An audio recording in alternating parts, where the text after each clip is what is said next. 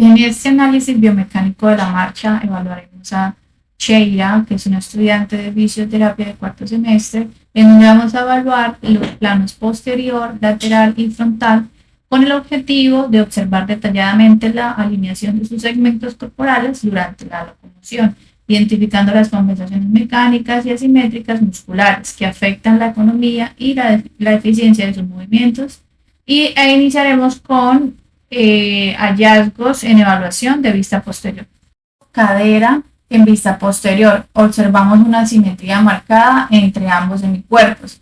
Al evaluar el lado izquierdo se evidencia una leve caída de la pelvis con un ángulo de inclinación de 2.13. Para yo haber sacado los ángulos, como lo podemos ver en el video, usé una aplicación que se llama Ochi, que está disponible para celulares. Con esta aplicación pude sacar los ángulos en diferentes puntos anatómicos y así pues pude hacer mejor la evaluación de Sheila. El 2.13, el cual excede el rango óptimo de normalidad de 0 a 2 grados. Esta alteración genera una sobrecarga que incrementa el riesgo de fatiga en la musculatura de la cadera y lumbalgias compensatorias. Por el contrario, del lado derecho, la pelvis se mantiene alineada dentro de los rangos ideales con ángulos de 1.77 grados, proporcionando una correcta estabilidad en el segmento. Ahora, descendiendo hacia la articulación de la rodilla, encontramos un comportamiento simétrico y eficiente. La rodilla izquierda se encuentra correctamente alineada con la cadera y el tobillo, registrando un ángulo de menos 2.40 grados. La rodilla derecha sigue el mismo patrón de normalidad con un ángulo de 2.55 grados.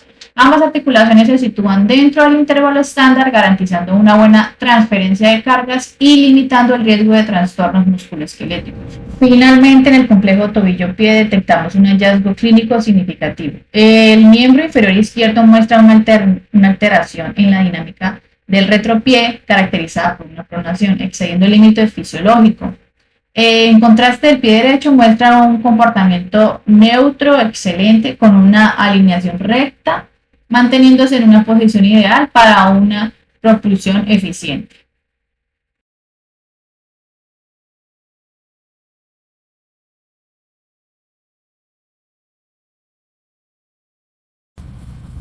Ahora analizaremos en el plano lateral derecho. Encontramos que en el segmento superior la cabeza está en hiperextensión, con una mirada elevada, el busto inclinado hacia atrás, lo que retrasa el centro de gravedad y sobrecarga la zona lumbar. El codo bloqueado, excesivamente abierto, restando eficacia al braceo. En los miembros inferiores encontramos un contacto inicial en choque de talón con rodilla delantera casi extendida, ángulo de sobrezancada de 23.17 grados por delante de la cadera, aumentando el impacto y el trabajo del cuádriceps. Al despegar, la rodilla trasera queda muy abierta, limitando la propulsión. En el plano frontal, el complejo lumbopélvico hay una falla aguda de estabilidad central. Se evidencia una desalineación por caída excesiva de la pelvis bilateral, alcanzando un valor crítico de 5.46 grados en el lado izquierdo, rompiendo el rango normal de 0 grados a 2 grados.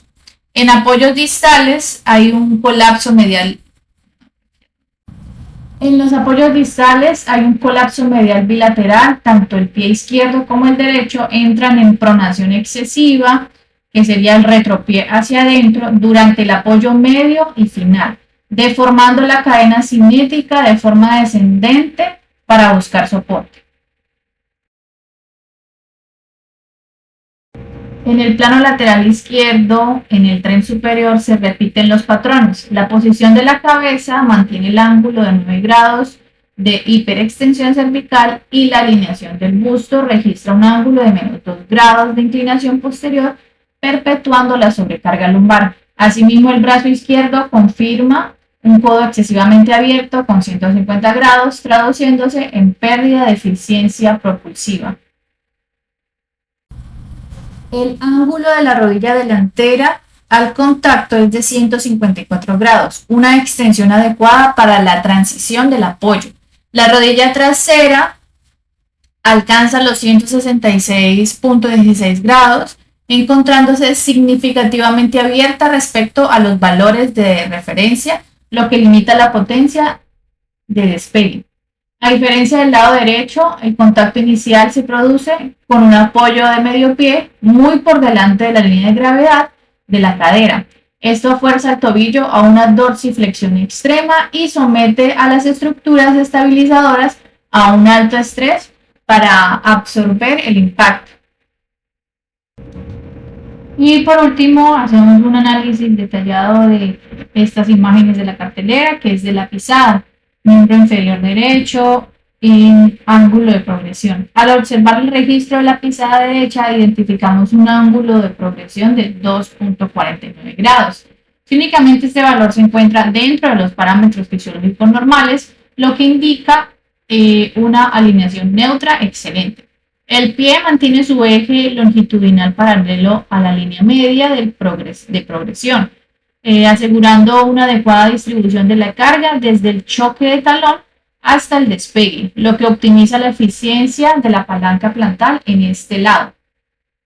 En el miembro inferior izquierdo, desviación en rotación interna.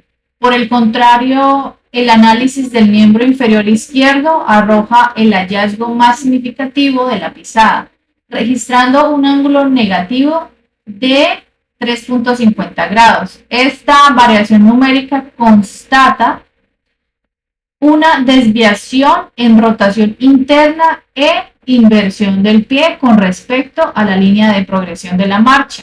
Clínicamente, esto significa que la paciente realiza el apoyo con el pie metido, por así decirlo, hacia adentro, alterando por completo la simetría espacial del paso y modificando los vectores de la fuerza de reacción del suelo. La dinámica del retropié y colapso medial. Al cruzar estos datos con la respuesta a la carga en el plano frontal y posterior, las imágenes confirman que esta simetría angular se traduce a un mecanismo de pronación excesiva bilateral. Al momento del apoyo medio, el retropié izquierdo arrastrando por el ángulo de minus 3.50 grados. Sufre un colapso medial severo, perdiendo la altura del arco longitudinal interno de forma tardía para intentar buscar un punto de apoyo estable en el suelo. Bueno, en conclusión de la pisada, el análisis de las imágenes demuestra que la pisada de Chaira es mecánicamente ineficiente y asimétrica. Mientras el miembro derecho conserva la trayectoria lineal, el miembro izquierdo entra desviando en rotación interna, lo que deforma la cadena cinética de manera ascendente. Este comportamiento del pie está íntimamente conectado con la inestabilidad proximal de la cadera, observada en el FMS y la caída pélvica, lo que sobrecarga los tendones mediales y eleva exponencialmente el riesgo clínico de consolidar patologías por sobreuso como la periostitis tibial o la fascitis plantar en el hemicuerpo izquierdo. Muchas gracias.